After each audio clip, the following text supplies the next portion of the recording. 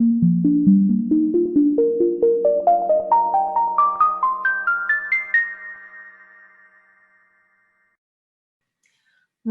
to SST8's series on co-teaching. This is the first webinar in our three-part series on co-teaching. The intent of these webinars is for co-teaching teams, building level teams, district level teams, and/or administrative teams to view and discuss the content while providing flexibility in meeting your professional development needs.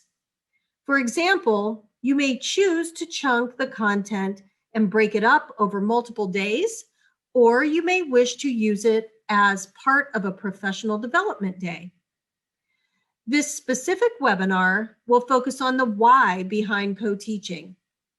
To support your learning during this session, you will want to access the Why Behind Co-Teaching resource document to use throughout the training. So gather your team and let's get to it. Let's begin by considering a story told in the introduction of the book, Your Students, My Students, Our Students, Rethinking Equitable and Inclusive Classrooms by Jung, Fry, Fisher, and Kroner. Special education class is the place they make you go to do the things you are not good at all day long. These words of wisdom were spoken by Kevin, a middle school student with autism, who spent most of his school day in a segregated classroom for students with significant disabilities. When overwhelmed, Kevin sometimes exhibited behaviors like hand flapping and rocking. He presented as a child with low communication skills, but he actually had a lot to say. One day, when Kevin and his older brother were waiting on a corner after school, his brother was struck by gunfire, sustaining relatively minor injuries. However, there is nothing minor about getting shot, and the incident left the entire family traumatized. Kevin's parents wanted to move their children to another school within the district, away from the scene of the accident. But Kevin's disability was a sticking point. His mom and dad were distressed by the regression their son had experienced in the wake of his brother's shooting, and they wanted to better ensure he had the best opportunities possible. Would it be better for him to stay where he was with no disruption of service? What other options were available to him in other district schools? Seeking answers, Kevin's parents attended workshops sponsored by the State Parent Training and Resource Center. There, they learned about a new possibility for Kevin, that he might be educated in a general education classroom. Kevin left his traditional special education behind, and this change transformed his life. Kevin no longer spent his days compelled to do things he wasn't good at all day long. Yes, he required a bit of support in general education courses, but the school spelled out systems for responding to the academic, behavioral, and social needs of all enrolled students. For example, when Kevin's individualized education program team noticed that he did not participate in any extracurricular activities, they created goals for him that included attending a dance and a football game and joining an after-school club. Kevin later remarked, "When did the school teach everyone else to go to these things? How come I never learned to make friends?" Kevin thrived in his new environment. During the summer before his junior year in high school, he earned an enviable amount of money debugging software for a local tech firm. After graduating from high school with honors, he earned an undergraduate degree in engineering and went on to work for a company that prioritizes hiring people with autism. Today, Kevin proudly identifies himself as a person with autism and says that he works well with NTs. Those are neurotypicals, which is a neologism for people without autism. And he appreciates what they have to offer too. His inclusive workspace is an extension of the inclusive schooling he was first introduced to in middle school. The world experiences Kevin as a fully integrated member of society. He pays taxes, gets stuck in traffic jams, laments the losses suffered by his favorite sports team, and wishes his romantic life were better. In other words, Kevin is pretty much just like everyone else. Yet he is also himself. He has autism, engages in some repetitive behaviors when he is feeling stressed, and sometimes struggles with communicating with colleagues in the workplace. The difference is that he is in a professional community that seeks to understand his differences while never overlooking the human condition that binds us all together. So what are you thinking now?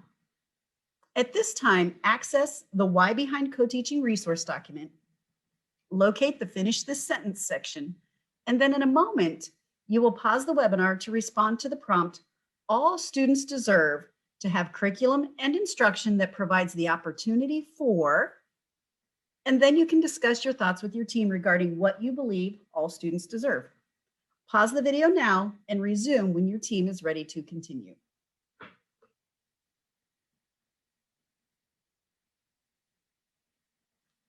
You may have discussed or thought about access, social emotional learning, or scaffolded learning. Perhaps you finished the sentence with success, achieving at high levels, exceeding expectations, or stretch. As you progress through this webinar, keep your responses to this prompt in mind. It is important to reflect on what we believe because it permeates the climate and culture of teams, buildings, and districts.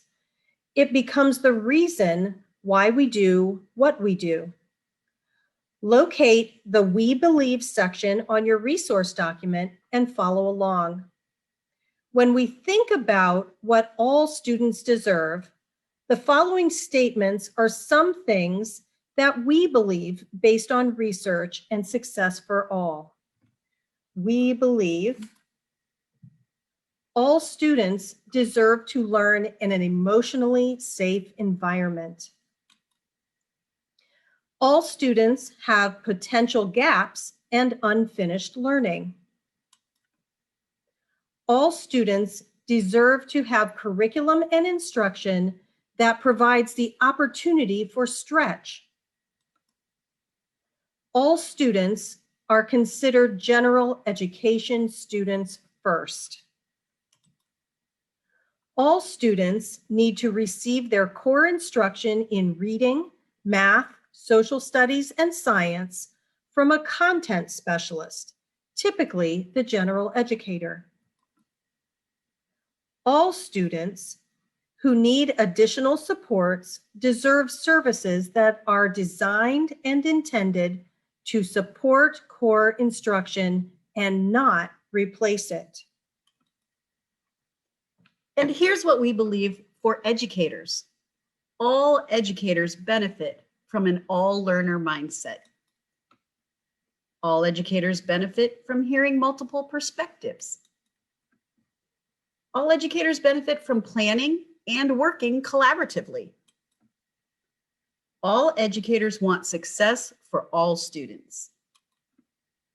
All educators are lifelong learners and strive to be better than they were the day before. And all educators benefit from supporting each other.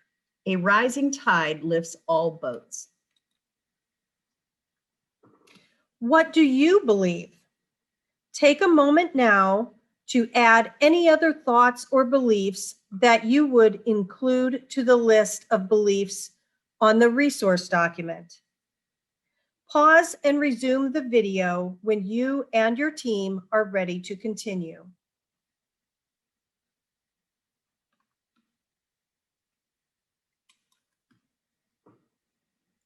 At this time, refer back to the list of beliefs on your resource document. In a moment, you will pause the webinar to read through the list. Place stars beside the two beliefs that you feel is a strength for your team, building, or district, and then place arrows pointing to the two beliefs in which you believe your team, district, or building could work toward growing throughout the year. Once you have your stars and arrows, as a team, share out your thoughts and choose 1 to 3 beliefs that your team, building, or district will make a focus or priority this year. Place these in the box labeled Our Core Beliefs on your resource document. You may pause this video now and then resume when you are ready to move on.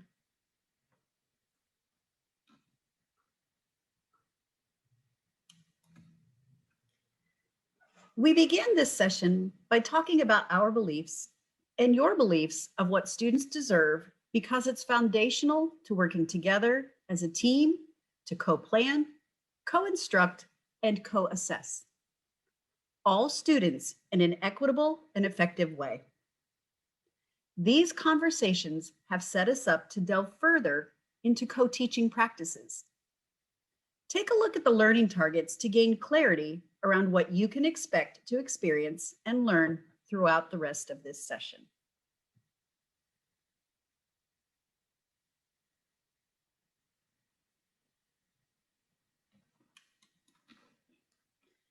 When thinking about why co-teaching could support your beliefs, let's consider the following. An all-learner mindset revolves around the belief that we can reach and teach all learners and that all students deserve the opportunity to learn. All students need access to the general education setting, curriculum, and instruction in order for them to receive the opportunity to close the gaps in their academic learning, as well as support social, behavioral, and cultural rules and routines. As co-teachers, you have the amazing potential to positively affect your students' outcomes by sharing your expertise with each other and exposing students to your various points of view to promote richer, deeper discussions tailored to your students' needs. According to a McKinsey & Company report from June of 2020, the U.S. education system was not built to deal with extended shutdowns like those imposed by the recent COVID-19 pandemic. Teachers, administrators, and parents worked hard to keep learning alive. Nevertheless, these efforts did not necessarily provide the quality of education that was traditionally delivered in a brick-and-mortar classroom. The crisis response that became the norm for the country created additional concerns for districts and schools. It should be noted that instructional gaps in student learning can vary significantly due to access to learning, the quality of instruction, support provided to families, and the degree of student engagement. Some instructional gaps are larger than others. Co-teaching will assist schools and teams of teachers in supporting the learning needs of all students and provide flexibility in meeting all students where they are, while scaffolding that learning to meet grade level standards and expectations. There are a wide variety of reasons that lead to instructional gaps and unfinished learning for all students. Some of these include low expectations for students, lack of background knowledge, lack of experiences, a loss of in-person instruction, for example, pull-out services provided during core instruction, behavioral consequences, and possible extended illnesses, just to name a few. Some of the reasons could also include the amount of time spent on providing new instruction versus reviewing previously mastered learning, a lack of support within the educational system for students, families, and educators, maybe social and emotional distress, or equity and access barriers, or perhaps even leadership approaches. What do you believe might be possible reasons in your school and/or district for gaps in student learning, achievement, and success? At this time, pause the webinar and complete the table on your resource document as you brainstorm and discuss how you might start to discuss and address some of these barriers.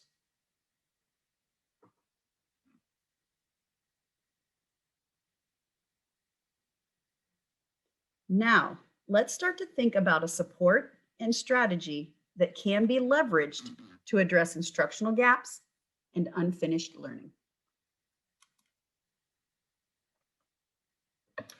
That support and strategy is co-teaching. Here is our essential question. What can you do with 2 people in a classroom that you can't do with just one? Pause the webinar at this time and respond to this prompt on your resource document. Share out your thoughts with your team and resume the video when you are ready to continue.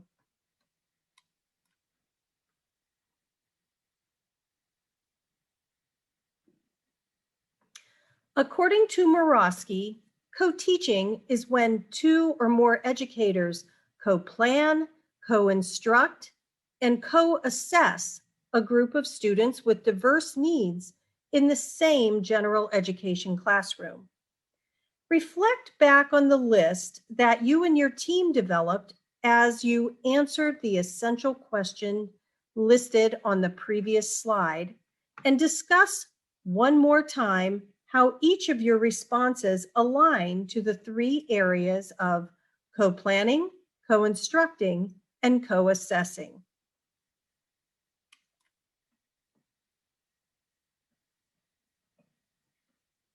Look at this picture of a classroom with students sitting in the classroom and walking in the hallway while the teacher is at the board in the front of the classroom. Consider the thoughts in the speech bubbles over each of the students' heads. One is, I have no idea what she, the teacher, is talking about. Another might think, she hates me, might as well skip class again. And I am a good listener, but it's hard to take notes at the same time. Ooh, pick me, I love this class. Maybe somebody's thinking, I already know all this. So bored. And another might think, shoot, running late again. Another thinks, what does this have to do with my life? And yet still, I wish I had my iPad.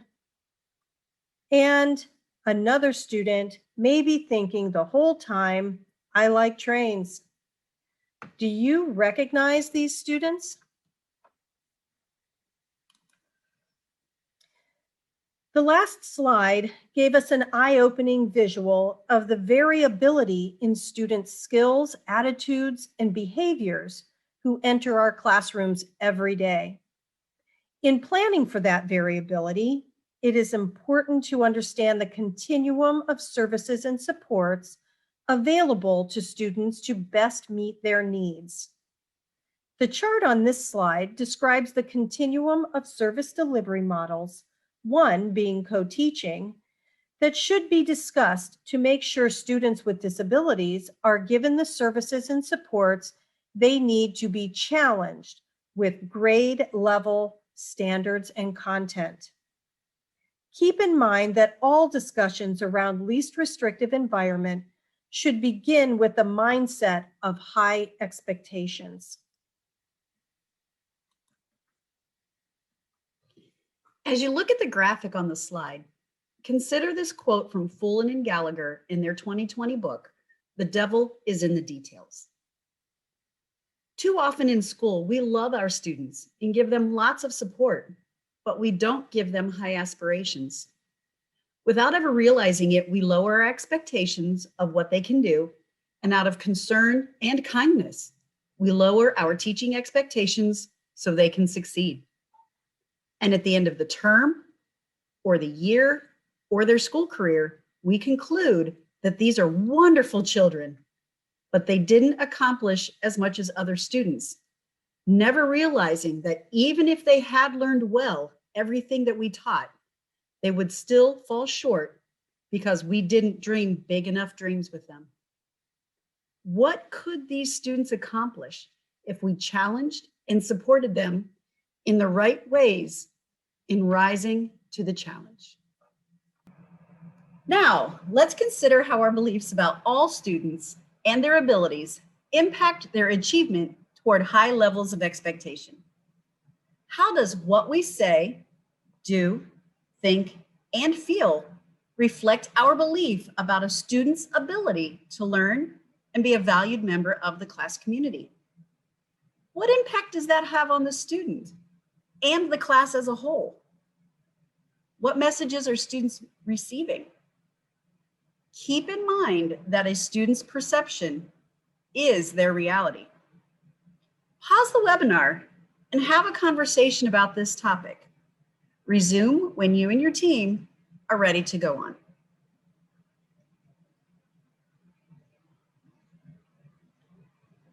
Some parts of your conversations may have been a little difficult, and you may need to plan to revisit these topics later in the school year. Now, though, let's move on and talk about the benefits of co-teaching. Being satisfied both personally and professionally is so important for co-teaching teams to persist through the challenges and keep morale high. Research tells us that co-teachers have more opportunities for collaboration, professional growth, personal support, and ultimately increased job satisfaction. Being able to grow together as colleagues leads to trust and friendships and energizes teachers to try new things and be comfortable enough to have fun teaching. And students pick up on the positive vibes, which are contagious. In addition to an increase in professional satisfaction, co-teaching can positively impact your teaching practices. Through collaboration, teachers are able to reflect more about their understandings and practices, which increases their teaching and learning potential and teacher efficacy.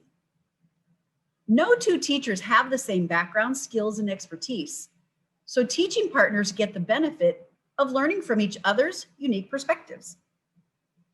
Having another professional actively engaged in the classroom adds values by providing an opportunity to flexibly group students during lessons based on needs, as well as take risks and try new teaching strategies and co-teaching approaches to enhance lesson effectiveness and student engagement. The bottom line is that two heads are better than one. We have considered some powerful benefits for teachers, but the incentives to co-teach do not end there. As a valuable service delivery model option for students with disabilities, the research suggests a myriad of benefits. Critical to academic progress and achievement, co-teaching provides access to the general curriculum, grade level standards, high expectations, and peers without disabilities. In this environment, students with disabilities show increased strategy use, and they have the opportunity to interact more with teachers on an individual basis during lessons due to lower teacher to student ratio. Being present in the general education classroom allows exposure to higher level concepts and conversations, resulting in an increase in achievement. Students with disabilities are able to achieve and meet high expectations if they get the opportunity to be in and engage with the general education environment.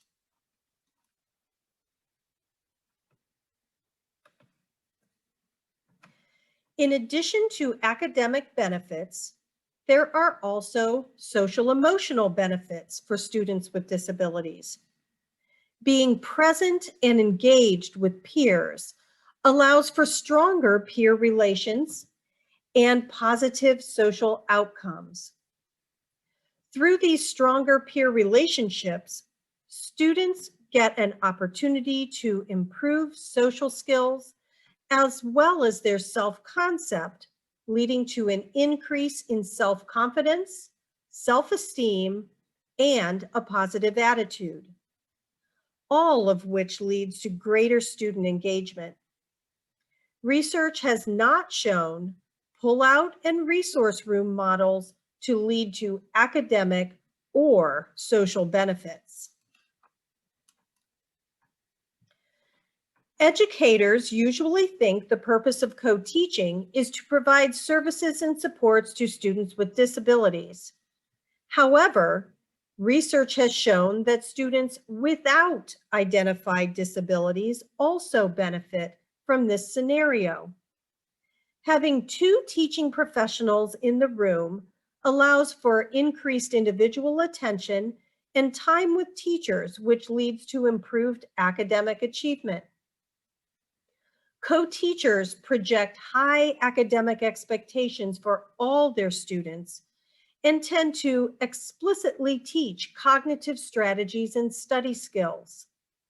This explicit instruction and increased attention universally creates clarity around what students are learning, how they approach learning, and how they set, work toward, and reflect on their goals. Like their peers with disabilities, students without identified disabilities also grow their social emotional skills in a co-taught environment. Being part of a classroom community that values natural proportions and diversity as the norm leads to an increase in positive social outcomes and student engagement. Within a heterogeneous community of learners, social skills are emphasized and explicitly taught, promoting acceptance and value of everyone's unique qualities. So let's circle back to our central question. What are you thinking now? Has anything changed for you? What might be different for you moving forward?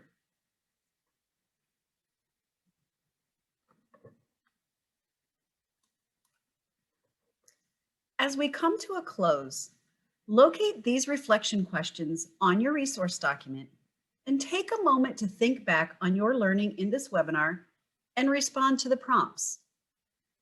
During this webinar, what is one thing that was reaffirmed for you? What is one thing that challenged your current beliefs or experiences? And finally, what is one thing you plan to change or maybe implement moving forward?